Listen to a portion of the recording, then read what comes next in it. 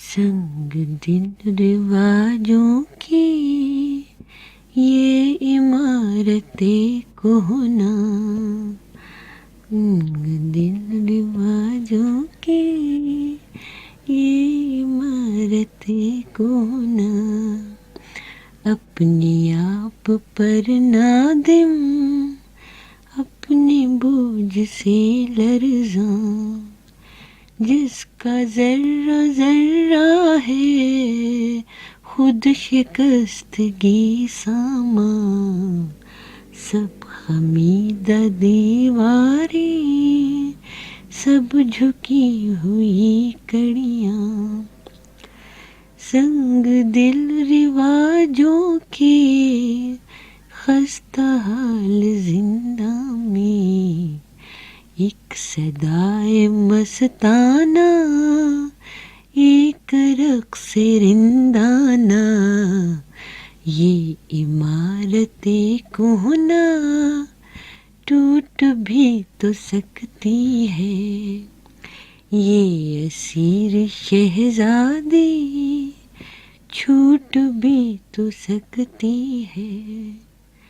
ये असीर शहज़ादी जब्र खौफ की दुख्तर, वाहिमों की परवरदा, मसलहत से हम बिस्तर, ज़ोफ़ो यास की मादर, जब निजात पाएगी सांस लेगी दर्राना, महवे रक़्स रिंदाना अपनी ज़ात पाएगी, तू है वो ज़ने ज़िंदा जिसका जिस्म शोला है, जिसकी रूह आहन है, जिसका नुत्क़ गोया है, बाजुओं में क़ुव्वत है, उंगलियों में सन्नाई, वलवलों में बेबाकी, लज़्ज़तों की शैदाई, इश्क आशना औरत, वस्ल आशना औरत, मादरे खुदावंदी आदमी की महबूबा।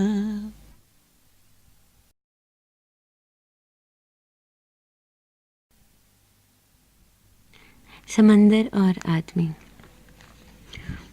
दूर से आता था उठती गिरती लहरों का शोर, सागर का मुँह चूम रहा था रात का भीगा नील, चार तरफ उड़ती थी गीली रेत की सूंधी बास। उसने कहा अच्छी लगती है सागर की आवाज़, वो सागर की बूंद, सागर जिसके नमक से चमका उसका सलोना रंग, जिसकी बेकल लहर ने ढाला उसका छरेरा अंग, जिसकी हवाओं में है उसकी सांसों का आहंग। दूर से आता था उठती गिरती लहरों का शोर, इसकी परी फैला था बीते करनों का सन्नाटा, लहरी लेता बेकल मेरे पहलू में सागर था।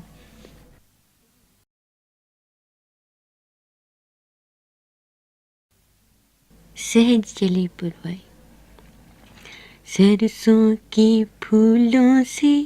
गेहूं की बाली से सजाया,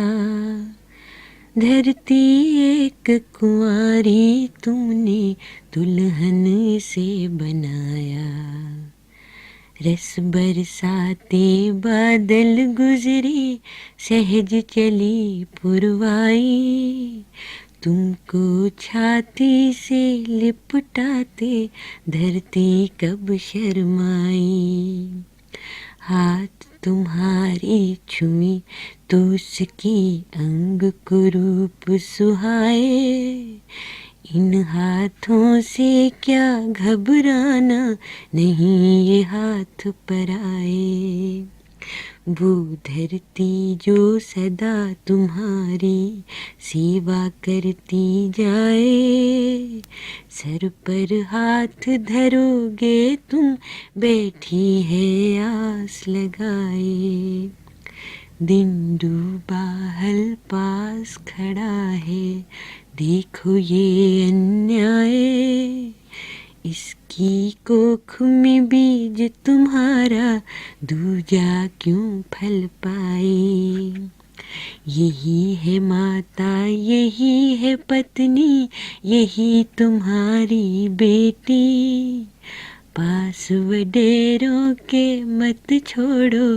بڑی اداس رہے گی۔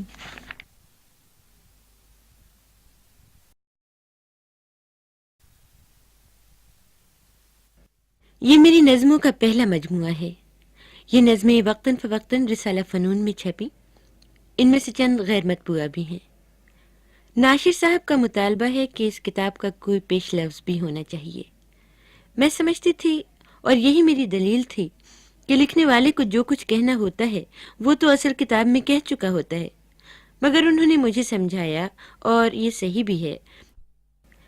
ناشر صاحب کا مطالبہ ہے کہ اس کتاب کا کوئی پیش لفظ بھی ہونا چاہیے۔ میں سمجھتی تھی اور یہی میری دلیل تھی کہ لکھنے والے کو جو کچھ کہنا ہوتا ہے وہ تو اصل کتاب میں کہہ چکا ہوتا ہے، مگر انہوں نے مجھے سمجھایا اور یہ صحیح بھی ہے کہ لکھنے والا کتاب میں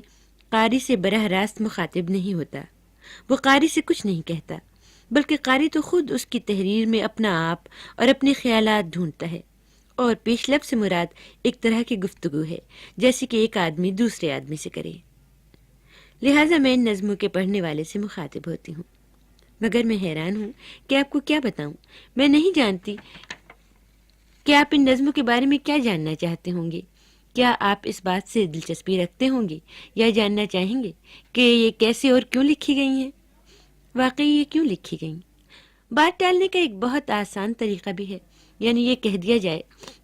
کہ میں اظہار چاہتی تھی یا اپنے آپ سے باہر کی دنیا سے رابطہ قائم کرنا چاہتی تھی، مگر یہ سوال تو پھر حل طلب رہتا ہے کہ وہ کیا قوت ہے جو اظہار کی تڑپ پیدا کرتی ہے؟ ایسا کیوں ہے کہ کوئی خیال جو نظم نہ کیا جا سکے میرے سینے پر بوجھ بنا رکھا رہتا ہے، جیسے حلق میں اٹک کر رہ گیا ہے؟ ایک طرف میں سوچتی تھی کہ ہو سکتا ہے یہ صرف انانیت ہی ہو، اپنے خیالوں کو جو ظاہر ہے میرے دماغ میں پیدا ہوئے اور میرے ذہن کا یعنی میری شخصیت کا ایک جدا کیا ہوا ٹکڑا ہے، ایک منفرد شکل میں دیکھ کر میں خود کو بڑا سمجھتی ہوں۔ لیکن یہ تجزیہ کچھ ٹھیک نہیں بیٹھتا، کیونکہ جب میں نظم لکھتی ہوں تو یہ بات تک بعید از قیاس ہے کہ میں اس وقت رابطے کے بارے میں سوچ سکوں۔ نظمیں تو بالکل مختلف کیفیات سے مجبور ہو کر لکھی جاتی ہیں۔ صرف خارج سے رابطہ ہرگز ایسی قوت نہیں ہو سکتا جو آپ سے شعر کہلوائے۔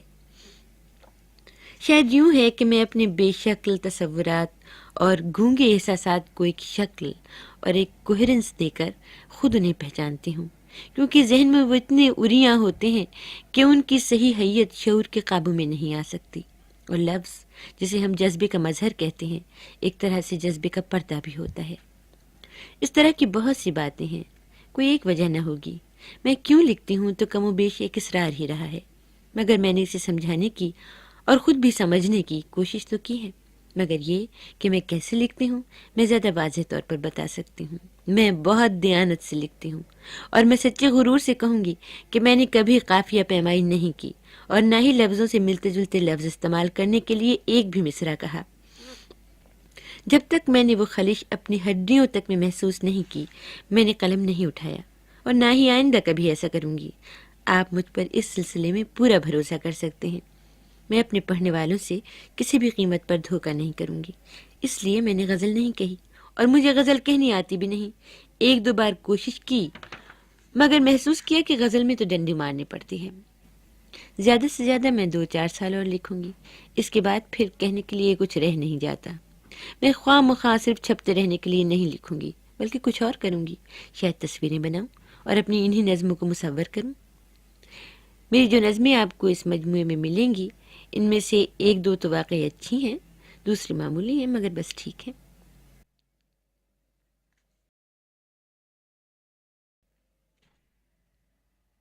اس نظم کا عنوان ہے پتھر کی زبان۔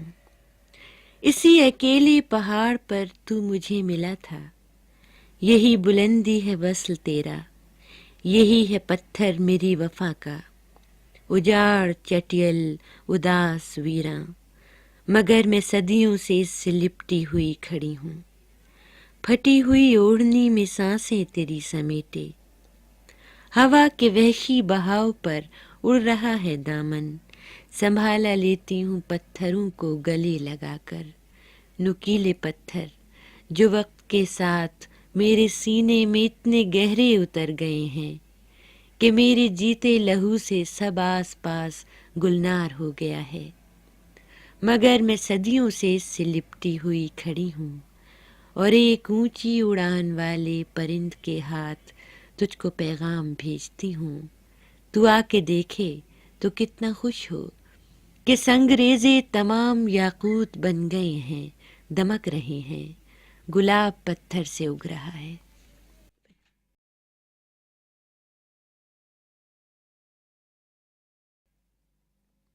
یہ نظم کا عنوان ہے بارش۔ جب بھی میرے آنگن میں بوندیاں برستی ہیں، بند کر کے دروازے بیٹھتی ہوں کمرے میں، جانتی ہوں یہ بوندیں چاہتی ہیں جو مجھ سے، چھت پہ وہ کریں ٹپ ٹپ، کھڑکیوں پہ ہو رم جھم، مجھ کو چھیڑنے کو یہ کیسے روپ بھرتی ہیں، یا تو یوں ٹپکتی ہیں ہر طرف گریں جیسے آنسوؤں کے قطرے سے، اور کبھی دریچے پر کھلکھلا کے ہنستی ہیں، ڈولتی ہواؤں میں سنسنانے لگتی ہیں، ناچتی ہیں پتوں پر ڈال سے پھسلتی ہیں، کھڑکیوں کے شیشوں پر جھانجھنیں بجاتی ہیں، پتھروں پہ گاتی ہیں، دھیرے دھیرے سب دھرتی سانس لینے لگتی ہے، ہر نفس مہکتا ہے، بند کر کے دروازے بیٹھتی ہوں کمرے میں،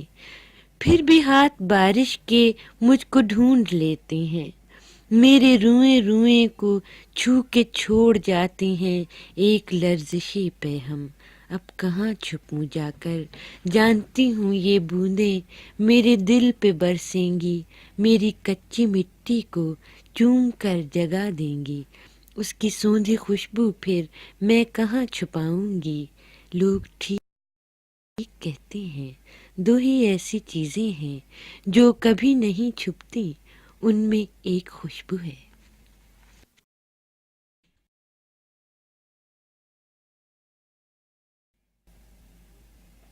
یہ نظم کا عنوان ہے وہ لڑکی۔ کہ جن پر میرا دل دھڑکا تھا وہ سب باتیں دہراتے ہو، وہ جانے کیسی لڑکی ہے تم اب جس کے گھر جاتے ہو، مجھ سے کہتے تھے بن کاجل اچھی لگتی ہیں میری آنکھیں، تم اب جس کے گھر جاتے ہو کیسی ہوں گی اس کی آنکھیں، تنہائی میں چپکے چپکے نازک سپنے بنتی ہوگی، تم اب جس کے گھر جاتے ہو کیا وہ مجھ سے اچھی ہوگی، مجھ کو تم سے کیا دلچسپی، میں ایک ایک کو سمجھاتی ہوں، جب یاد بہت آتے ہو تم یوں جھوٹوں دل بہلاتی ہوں،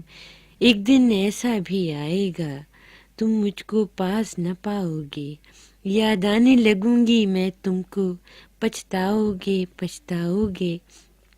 لیکن میں دل کا درد لیے ان گلیوں میں کھو جاؤں گی، تم لاکھ مجھے ڈھونڈا کرنا کب ہاتھ تمہارے آؤں گی۔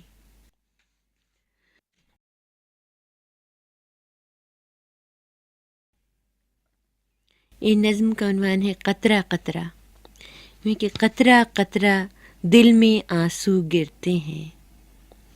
ایک آنسو اس شخص کا جو بیگانہ ہے، ایک آنسو اس نام کا جو ہم لے نہ سکے، ایک آنسو اس دعا کا جو پوری نہ ہوئی، ایک فضول سی بات کہ جو بے سود کہی۔ آنسو میرا خواب میں جس سے گھبراؤں، آنسو میری مراد جسے میں بہلاؤں، ایک آنسو اس چہرے کا جو یاد رہے، آنکھوں کے رستے جو دل میں اتر جائے، ایک آنسو اس ٹھہرے ٹھہرے لہجے کا، ایک آنسو اس وہم کا ذہن میں جو آیا، ایک آنسو اس جھوٹ کا جو اوروں سے کہا، پھیکی ہنسی سے کیسے قصہ ختم کیا۔ لمحہ لمحہ رات گزرتی جاتی ہے، قطرہ قطرہ دل میں آنسو گرتے ہیں۔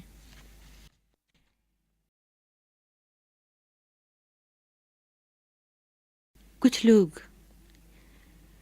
دنیا کی لمبی راہوں پر ہم یوں تو چلتے جاتے ہیں، کچھ ایسے لوگ بھی ملتے ہیں جو یاد ہمیشہ آتے ہیں، وہ راہ بدلتے ہیں اپنی اور مڑ کر ہاتھ ہلاتے ہیں، لیکن وہ دلوں کو یادوں کی خوشبو بن کر مہکاتے ہیں۔ ایسے ہی سفر کرتے کرتے ایک شخص ملا ہم کو بھی کہیں، دنیا میں اچھے لوگ بہت لیکن اس کی سی بات نہیں، وہ دھیمے لہجے والا تھا، وہ بس دھیرے سے ہنستا تھا۔ جتنے بھی لوگ ملے ہم کو سچ جانو سب سے اچھا تھا، تھی لاگ نہ اس کے بولوں میں، کی بات نہ کوئی لگاوٹ کی، اس کے فقرے ٹوٹے ٹوٹے، اس کی آنکھیں کھوئی کھوئی، کہہ کر ہی نہ دے جو ہم چاہیں، سو چاہے کرے بیٹھا بیٹھا،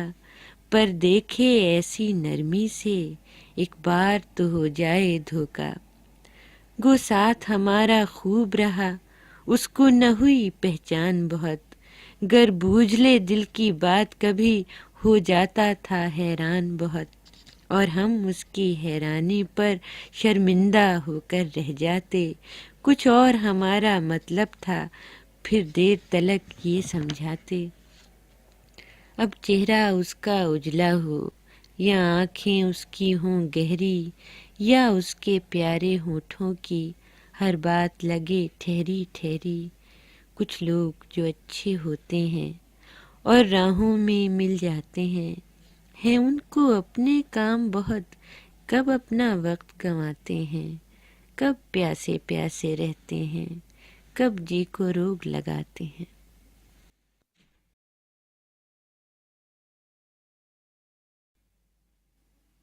لوری۔ ننھے ننھے ہاتھوں سے مانگتے ہو کیا مجھ سے، نیم و دہن جیسے کوئی ادکھلا غنچہ، مجھ میں ڈھونڈتا کیا ہے، جسم میں تمہاری کیوں میری روح کھنچائی، تم سے کیسا رشتہ ہے، کچھ بھی ہو مگر مجھ کو زندگی سے پیارے ہو، تم تو وہ مسرت ہو جس کو میں ترستی تھی، میں نے جو نہیں پائی، تم میں آ گیا شاید حسن میری حسرت کا، آرزو کی رعنائی، تم کو دیکھ کر وہ بھی آنکھ میں لیے حیرت، فخر سے مسرت سے مسکرانے لگتا ہے، تم میں لوگ پائیں گے سب کوکھ پر میری اس کے پیار کا بوسہ، آج دیکھ لے دنیا کتنا خوبصورت ہے میرے درد کا غنچہ، میری آنکھ کا آنسو، میرے خون کا قطرہ، تو جو مسکرائے گا سب دکھن بھلا دوں گی، زیست کی خلش لے کر میں بھی مسکرا دوں گی۔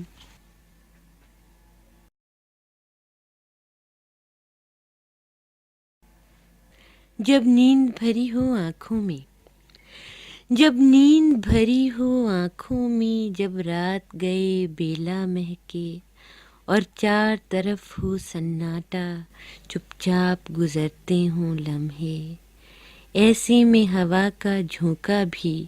پتوں میں جو آہٹ کرتا ہے، مجھ کو تو گما یہ ہوتا ہے جیسے وہ ہنسا آہستہ سے، آدھی سوئی آدھی جاگی، میں اپنا درد دباتی ہوں اور اس آنسو کو چھپاتی ہوں جس کو مٹی میں ملنا ہے، ایسی میں ہوا کا جھونکا بھی پتوں میں جو آہٹ کرتا ہے، مجھ کو تو گما یہ ہوتا ہے جیسے وہ ہنسا آہستہ سے، آنکھیں موندوں آنکھیں کھولوں، آنکھیں موندوں وہ پاس آئے اور مجھ سے کہے تم مجھ کو اچھی لگتی ہو، آدھی سوئی آدھی جاگی، پھر میں چپکے سے ہنستی ہوں، پھر میں چپکے سے ہنستی ہوں، دھیرے دھیرے سو جاتی ہوں۔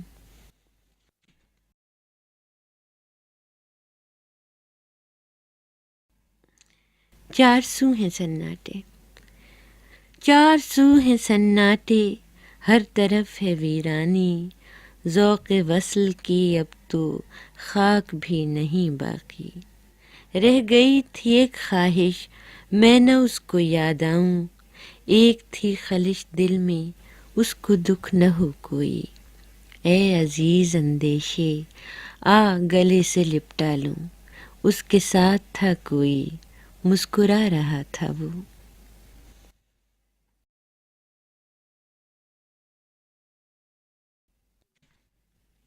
اپنے دوست کے لیے، یہ زرد موسم کے خشک پتے، ہوا جنہیں لے گئی اڑا کر، اگر کبھی ان کو دیکھ پاؤ تو سوچ لینا کہ ان میں ہر برگ کی نمو میں زیاں گیا عرق شاخ گل کا، کبھی یہ سرسبز کونپلیں تھے، کبھی یہ شاداب بھی رہے ہیں، کھلے ہوئے ہونٹ کی طرح نرم اور شگفتہ، بہت دنوں تک یہ سبز پتے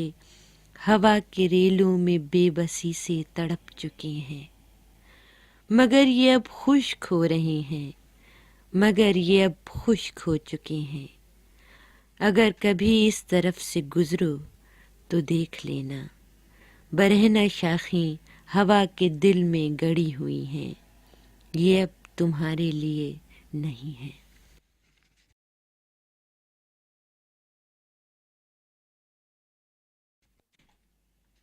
اس کا دل تو اچھا دل تھا، ایک ہے ایسی لڑکی جس سے تم نے ہنس کر بات نہ کی، کبھی نہ دیکھا چمکے اس کی آنکھوں میں کیسے موتی، کبھی نہ سوچا تم سے ایسی باتیں وہ کیوں کہتی ہے، کبھی نہ سمجھا ملتے ہو تو گھبرائی کیوں رہتی ہے، کیوں اس کے رخسار کی رنگت سرسوں ایسی زرد ہوئی، تم سے ملنے سے پہلے وہ ایسی تنہا کبھی نہ تھی، مل کر آنکھ بہانے سے وہ کب تک آنسو روکے گی، اس کے ہونٹوں کی لرزش بھی تم نے کبھی نہیں دیکھی، کیوں ایسی سنسان سڑک پر اسے اکیلا چھوڑ دیا، اس کا دل تو اچھا دل تھا جس کو تم نے توڑ دیا، وہ کچھ نادم وہ کچھ حیراں رستہ ڈھونڈا کرتی تھی، ڈھلتی دھوپ میں اپنا بیکل سایہ دیکھ کے ہنستی تھی، آخر سورج ڈوب گیا اور راہ میں اس کو شام ہوئی۔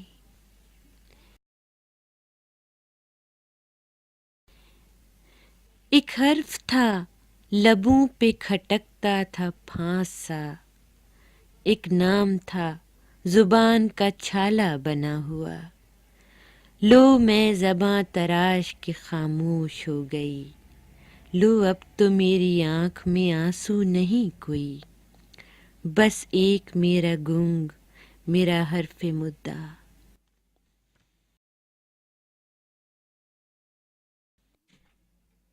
میری نظموں کا پہلا مجموعہ 1967 میں شائع ہوا تھا، نام تھا اس کا پتھر کی زباں۔ موجودہ کتاب میں 1967 سے 1972 تک کی تقریباً تمام نظمیں شامل ہیں۔ گویا یہ 50 کے قریب نظمیں 6 برسوں پر محیط ہیں۔ آپ اسے پتھر کی زبان سے مختلف قسم کی کتاب پائیں گے۔ اس کے بعض موضوعات پر چند لوگوں کو بہت اعتراض ہے۔ ان کے خیال میں یہ فحش ہیں یا چونکانے کے لیے لکھی گئی ہیں۔ آئیے پہلے تو ہم غور کریں کہ ہم لکھتے کیوں ہیں؟ تفریح طبع کے لیے؟ شہرت کے لیے؟ یہ درست نہیں ہے۔ دراصل شاعر ایک دیوار سے اپنا سر پھوڑتا ہوا خود کلامی کرتا ہے۔ اس عمل میں صرف اس کا اپنا مکمل وجود شامل ہے، اس کا دماغی اور جذباتی وجود جو اس کی روح ہے، اور اس کا جسمانی وجود جسے اس کی روح نے ایسے گھیرا ہے جیسے سمندر کا پانی کسی جزیرے کو گھیرتا ہے۔ اس کی نظم پڑھنے یا سننے والے اس عمل میں کہیں شریک نہیں ہوتے، اگر ہوتے ہیں تو صرف اس حد تک کہ اس کی روح کی ارتقاء میں سارے معاشرے کی اخلاقی اقدار حصہ لیتی ہیں، اور اس کے الجھاوے ان اقدار کے باہم ٹکراؤ اور تضاد کا نتیجہ ہوتے ہیں۔ ان تضادات میں شاعر تنہا نہیں الجھا ہوتا۔ جب اخلاقی اقدار اپنی حقیقی روح کھو کر محض رواج بن کر رہ جاتی ہیں تو اس ریزہ ریزہ ہوتے ہوئے بکھرتے ہوئے معاشرے میں ہر فرد اپنے آپ کو اسی کرب کا شکار پاتا ہے۔ اسی خلفشار میں وہ زندگی کرنے کی کوئی ترکیب نکالتا ہے۔ آخری عمر کو پہنچتے پہنچتے بیشتر لوگ مذہبی ہو جاتے ہیں یا ایسے کاموں میں اپنے آپ کو گم کر دینے کی کوشش کرتے ہیں جن کا براہ راست ان کی روحانی کشمکش سے تعلق نہ ہو، مثلاً اپنے پیشے یا کاروبار کے لیے خود کو وقف کر دیتے ہیں۔ ہمیں زندگی کے ہر شعبے میں ایسی مثالیں ملتی ہیں جہاں کچھ لوگ اپنے پیشے کو اپنی زندگی میں سب سے زیادہ اہمیت دیتے ہیں۔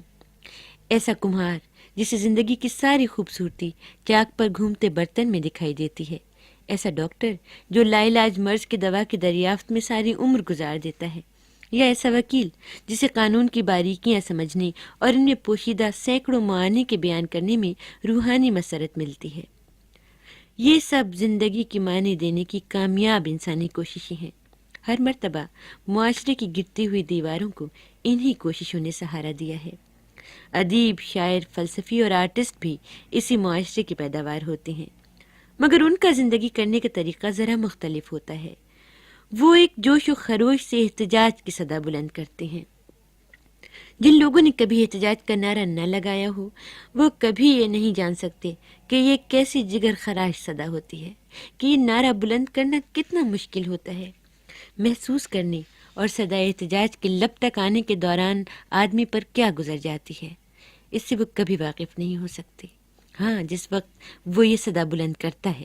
وہ لمحہ جب وہ اپنے سینے میں گول گول گھومتی اپنے بدن کے دیواروں سے ٹکراتی ہوئی اس آواز کو آزاد کرتا ہے، بے شک سرخوشی کی انتہا کا لمحہ ہے۔ تب وہ اپنے آپ سے اوپر اٹھ جاتا ہے جیسے شعلہ لپک کر بلند ہوتا ہے۔ اس وقت اس کا جلال اور اس کا جمال دیدنی ہوتا ہے۔ یہی لمحہ جو آپ اپنی داد ہے اس کے تمام تر کرب کا صلہ ہے۔ معاشرے نے جو ادب اور آرٹ پیدا کیا ہے یہ وہی دیوار ہے اور وہی شوریدہ سر فنکاروں کا پہم سر ٹکرانا۔ لیکن ایک سچائی اٹل ہے، وہ یہ کہ جب سر سلامت نہیں رہتے تو دیوار کیسے سلامت رہ سکتی ہے؟ سچ تو یہ ہے کہ بڑی کھوکھلی دیوار ہے اور بالآخر ٹوٹ جاتی ہے۔ کارگاہ ہستی میں کس حساس ذی روح پر وہ مقام نہیں آیا ہوگا جب اس نے خود کو مقتل کے دروازے پر نہ پایا ہو، جب اسے اپنے وجود کی قیمت نقد جاں سے نہ چکانی پڑی ہو۔ لیکن جب جان سے گزرنا ہی ٹھہرا تو سر جھکا کر کیوں جائیں؟ کیوں نہ اس مقتل کو رزمگاہ بنا دیں، آخری سانس تک جنگ کریں؟ سو میں نے بھی اپنی گردن جھکی ہوئی نہیں پائی۔ میری نظمیں جو آپ کے سامنے ہیں ایک رجز ہیں جسے بلند آواز سے پڑھتی ہوئی میں اپنے مقتل سے گزری۔ اس لحاظ سے بدن دریدہ ایک رزمیہ ہے۔ اسے پڑھ کر اگر لوگ چونکے تو کیا برا ہوا۔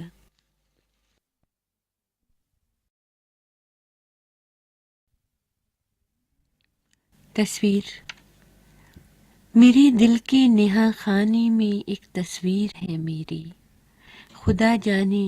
اسے کس نے بنایا، کب بنایا تھا۔ یہ پوشیدہ ہے میرے دوستوں سے اور مجھ سے بھی، کبھی بھولے سے لیکن میں اسے گر دیکھ لیتی ہوں۔ اسے خود سے ملاؤں تو میرا دل کانپ جاتا ہے۔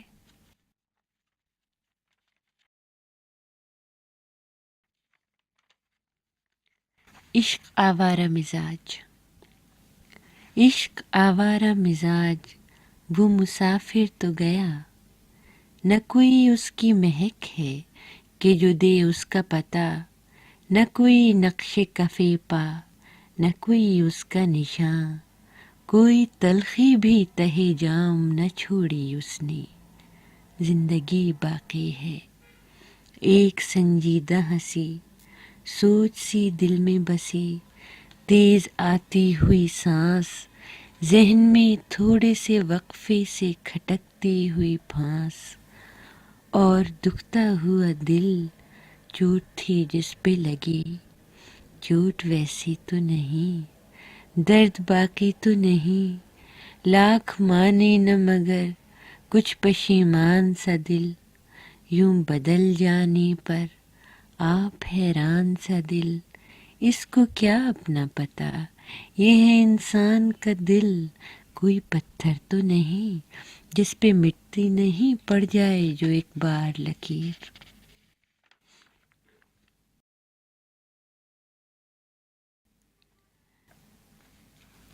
مرقع۔ ہم نے دیکھی عجیب ایک ناری، سانولا رنگ جامنی ساری، اور باتوں میں ایسی چنچلتا، چھوٹے رنگوں کی جیسے پچکاری، اودی بندیا بھووں کے بیچ جڑی، اور بھویں رات کی طرح کاری، جیسے کالا ہرن ہو مدھوبن میں،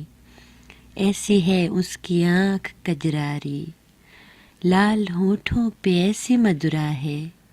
ہو گئی جس سے سانجھ متواری، اس کی چمپا کلی گلے میں پڑی، گوری کلیوں کی جھولتی ڈاری، جیسے بدلی میں چاند لپٹے ہوں، ایسے کولہوں پہ گھومتی ساری،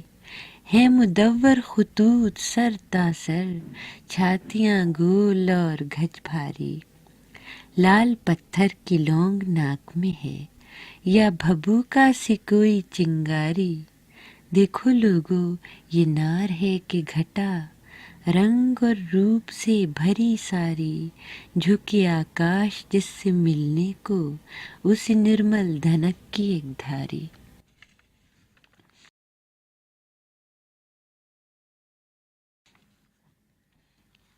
اے والیو رب کون و مکان، ڈوب گئی خاموشی میں مغرب کی اذان،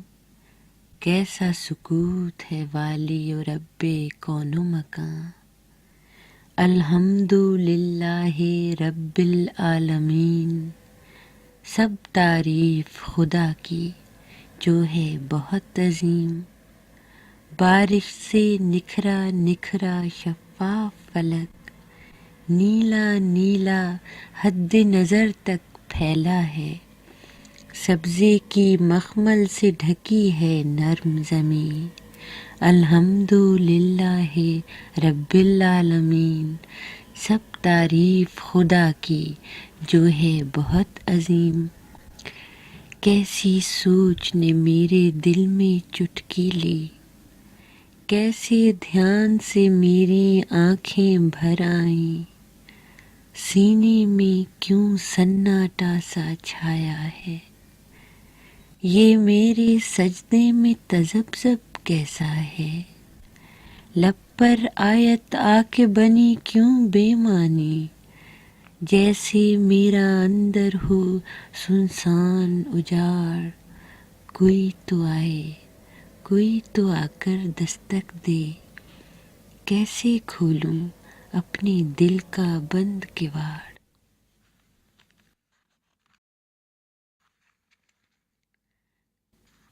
سورہ یاسین۔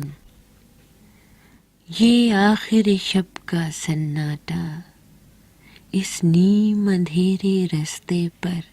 جلدی میں قدم بڑھاتی ہوئی میں ایک اکیلی عورت ہوں،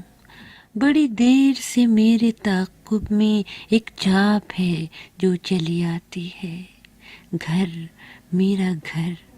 میں اپنے گھر کیسے پہنچوں؟ سوکھے حلقوم اور بیٹھتے دل سے سوچتی ہوں، شاید میں رستہ بھول گئی، یہ راہ تو میری راہ نہیں، اس راہ سے میں کب گزری تھی؟ سب گلیوں پر یہاں نام لکھے، اس گلی پہ کوئی نام نہیں، اور دور دور تک دم سادھے یہ سارے گھر انجانے ہیں۔ لو، پیلے چاند کا ٹکڑا بھی کالے پتوں میں ڈوب گیا، اب کچھ بھی نہیں، بس میرے منہ میں خوف سے بھاری اور مفلوج زبان ہے، یا تلووں سے اوپر چڑھتی ہوئی میرے انگ انگ میں رچتی ہوئی ایک خون کی ہے۔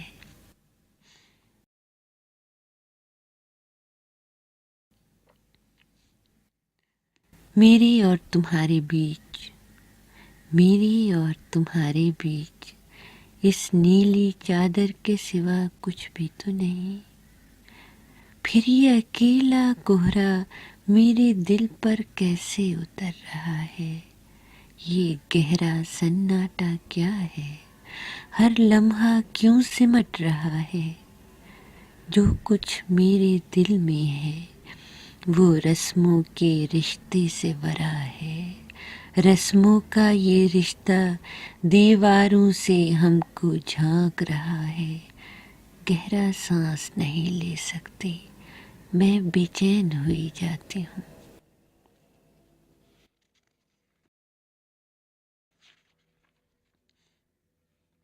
بھیگی کالی رات کی بیٹی، اس کی آغوش میں کتنی گرمی ہے، میں کس طرح اس کی آغوش کو چھوڑ دوں؟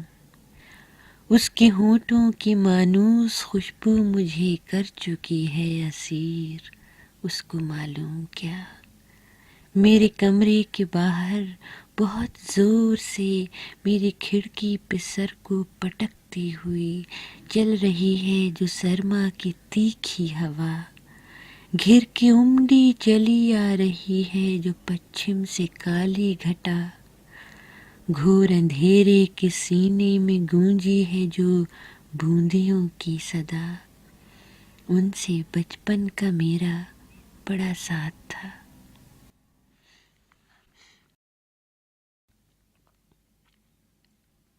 باکرا، آسماں تپتے ہوئے لوہے کی مانند سفید، ریگ سوکھی ہوئی پیاسے کی زباں کی مانند، پیاس حلقوم میں ہے، جسم میں ہے، جان میں ہے، سر بزانوں ہوں جھلستے ہوئے ریگستاں میں، تیری سرکار میں لے آئی ہوں یہ وحشی ذبیح، مجھ پہ لازم تھی جو قربانی وہ میں نے کر دی، اس کی ابلی ہوئی آنکھوں میں ابھی تک ہے چمک، اور سیاہ بال ہیں بھیگے ہوئے خون سے اب تک، تیرا فرمان یہ تھا اس پہ کوئی داغ نہ ہو،